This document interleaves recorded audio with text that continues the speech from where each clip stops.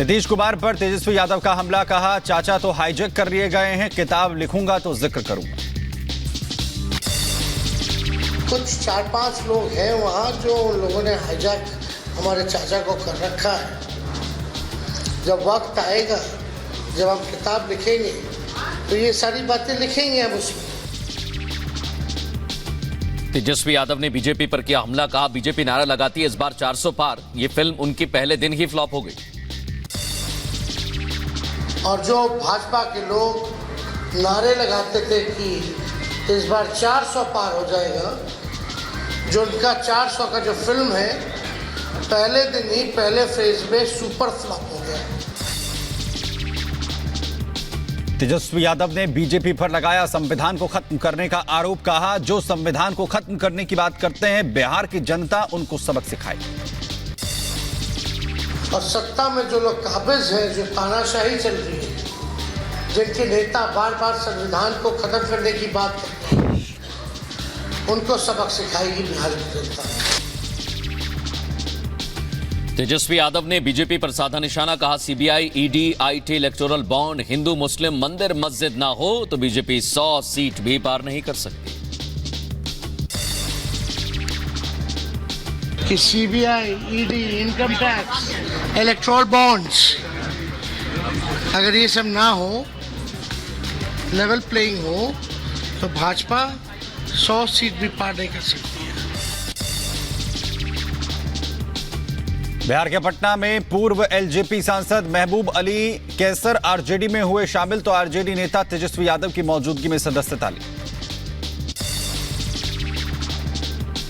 कांग्रेस को वायनाड से लगा बड़ा झटका। वायनाड से कांग्रेस समिति के महासचिव पीएम सुधाकरन ने इस्तीफा दिया, बीजेपी में शामिल हुए। अनुराग ठाकुर ने कांग्रेस पर साधा निशाना, कहा तुष्टीकरण की राजनीति करती है कांग्रेस, 40 पार करेगी कांग्रेस और 400 पार करेगी बीजेपी।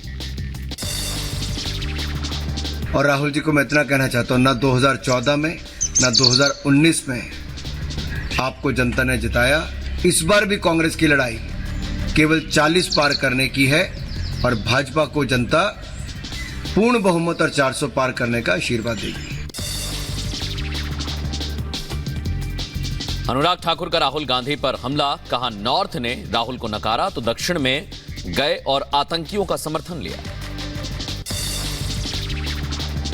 नॉर्थ ने नकार दिया तो दक्षिण भारत में भी गए और वहां पे भी एसडीपीआई, पीएफआई जैसी संस्थाओं का सहयोग, जो देश के खिलाफ एजेंडा चलाती हैं, जो आतंकवाद का समर्थन करती हैं, उनका समर्थन राहुल गांधी चुनाव लड़ने के लिए लेते हैं। अमेठी से बीजेपी उम्मीदवार स्मृति ईरानी का इंडी गठबंधन पर हमला, कहा महिलाओं का अपमान करना विपक्ष की आदत, चुनाव जीतकर उनको मुंहतोड़ जवाब देंगे। एक इंडिया अलायंस के नेता ने महिलाओं के बारे में अभद्र टिप्पणी की, ये उनके संस्कार का परिचय। मुझे लगता है महिला नेत्रियां जिस प्रकार से ग्राउंड पर काम करती हैं और अपनी मेहनत से एक सफलता का परचम लहराती हैं, ऐसे लोगों के मुंहतोड़ जवाब देने के लिए जीत ही काफी होती है। राहुल और अखिलेश यादव पर स्मृति ईरानी ने साधा निशाना, कहा प्रधानमंत्री ने इस जोड़ी के बारे में जो कुछ कहा वो बिल्कुल सच है। इस प्रधानमंत्री के अनुभव को देखते हुए मेरा ये मानना है उनका जो कथन है वही परम सत्य है, क्योंकि आज तक पीएम साहब मोदी जी ने जो जो कहा है और विशेषतः इस जोड़ी के बारे में जो कहा है वो हमेशा फलीभूत हुआ, हमेशा सच साबित हुआ। सीएम योगी ने विपक्ष पर साधा निशाना, कहा विपक्षी दलों के झूठ को भी उजागर कर रहे हैं लोग, एनडीए सरकार बनेगी और इसमें कोई संदेह नहीं। भारतीय जनता पार्टी नेतृत्व की एनडीए की सरकार बनने जा रही है, इसमें कोई संदेह होना ही नहीं चाहिए। कुछ राज्यों में हो रही हिंसा की घटनाओं पर बोले सीएम योगी, कहा यह तुष्टीकरण की नीतियों का दुष्परिणाम है। ये बहुसंख्यक समाज की भावनाओं के साथ खिलवाड़ करने, तुष्टीकरण के नाम पर वोट बैंक की जो राजनीति है, उस वोट बैंक की राजनीति ने हमेशा इस प्रकार के सांप्रदायिक तनाव को जन्म दिया है। केंद्रीय मंत्री कैलाश चौधरी ने कांग्रेस पर साधा निशाना। कहा, कांग्रेस के लोगों ने अपनी हार स्वीकार कर ली है और इसलिए न तो प्रचार करते नजर आ रहा है और न ही कोई समर्थन करते हुए नजर आ रहा है।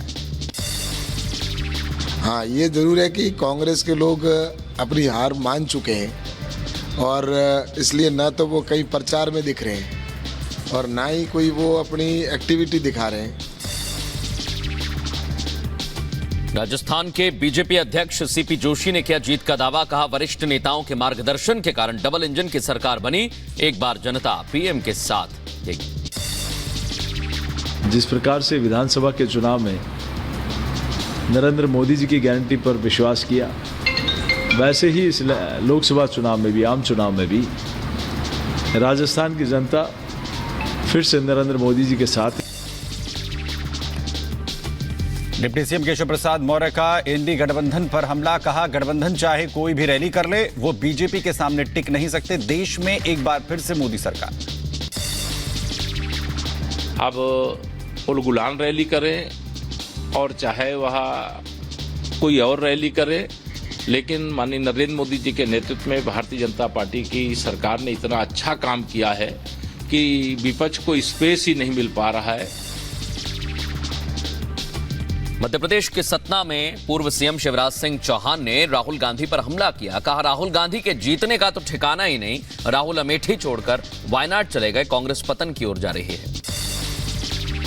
उनके जीतने का तो ठिकाना नहीं, जनता उन पर भरोसा नहीं करती। अमेठी छोड़कर वायनाड पहुंच गए। कांग्रेस लगातार पतन की ओर जा रही है और वो केवल ऊट पटांग कूल जलूल बयानबाजी कर रहे हैं। प्रशांत किशोर ने तेजस्वी के विकास के बयान पर ली चुटकी। कहा, विकास में हर्ष और दीप की मात्रा लिखनी न आती हो, लेकिन विकास पर लंबा चौड़ा भाषण जरूर दे रहे हैं। उसको विकास का लिखने नहीं आता है कि हर्ष ई लिखेगा कि दीर्घ ई लिखेगा, वो नहीं बता सकता है, लेकिन वो विकास का पर लंबा चौड़ा भाषण दे रहा है। जेडीयू प्रवक्ता नीरज कुमार ने राहुल गांधी पर तंज कसा। कहा, राहुल गांधी को जवाब देना चाहिए कि वो अमेठी से क्यों भागे। तो राहुल गांधी जी इस सवाल का जवाब दीजिए ना कि अमेठी से राजनीतिक रूप से फरार क्यों हो गए। आपके मंत्री सौरभ भारद्वाज का तिहाड़ जेल प्रशासन पर आरोप। कहा, अरविंद केजरीवाल को दवा नहीं दी जा रही। इंसुलिन देने में जेल प्रशासन को आखिर क्या दिक्कत? मैंने कहा, मुझे इंसुलिन की जरूरत है, मुझे इंसुलिन नहीं दिया जा रहा। जो भारतीय जनता पार्टी और केंद्र सरकार कहती है नहीं, ऐसे कैसे करने देंगे। सौरभ भारद्वाज ने केंद्र सरकार पर लगाया आरोप। कहा, केंद्र सरकार केजरीवाल की हत्या करने की साजिश रच रही है। भारतीय जनता पार्टी की केंद्र सरकार पूरे देश ही नहीं, पूरी दुनिया, क्योंकि आज बहुत सारे इंटरनेशनल मीडिया के साथी भी ये देख रहे हैं किस तरीके से चुने हुए मुख्यमंत्री की हत्या की साजिश केंद्र सरकार कर सकती है। वहीं असदुद्दीन ओवैसी ने माधवी लता के तीर मारने वाले वीडियो पर साधा निशाना। कहा, उनका मकसद अमन खत्म करना। हैदराबाद में हिंदू मुसलमान के अमन को कम करने के लिए ऐसा इशारा किया गया।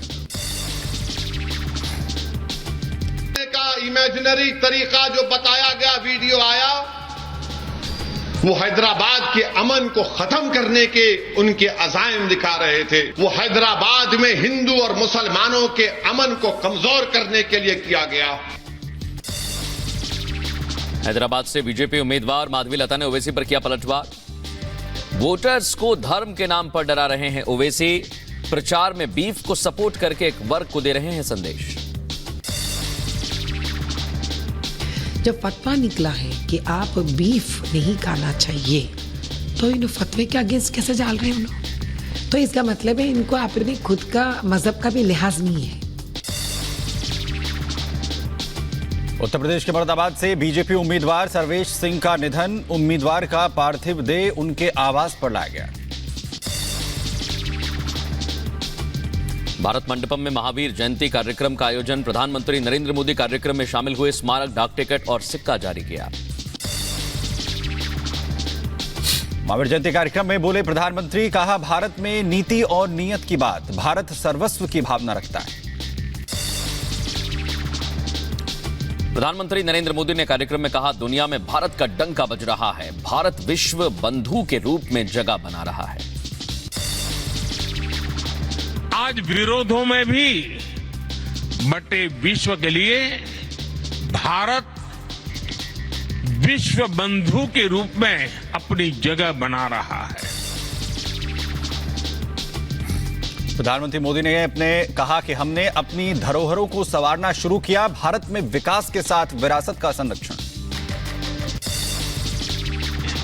2014 के बाद हमने भौतिक विकास के साथ ही विरासत पर गर्व का संकल्प भी लिया।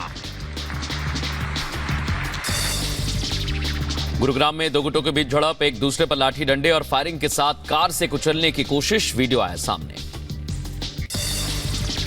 गुरुग्राम में दीवार गिरने से हादसा, 4 लोगों की मौत, कई घायल। हादसे के समय का सीसीटीवी फुटेज सामने आया। नवी मुंबई के तरव इलाके में बिल्डिंग में 9वीं मंजिल पर भीषण आग लगी। दमकल की गाड़ियों ने मौके पर पहुंचकर आग पर काबू पाने की कोशिशें की।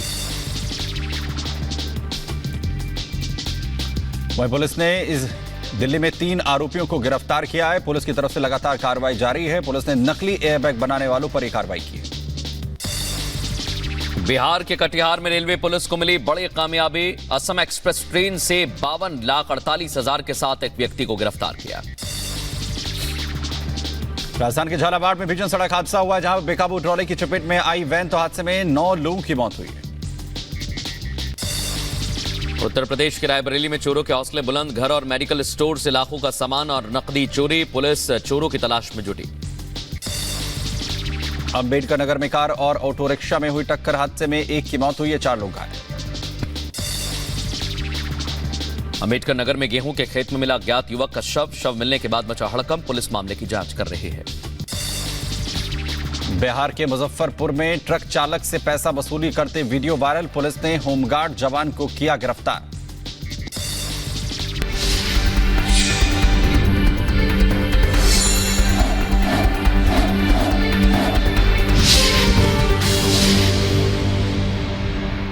मिल जाए तो बहुत अच्छी बात है। आज आपको जानकर खुशी होगी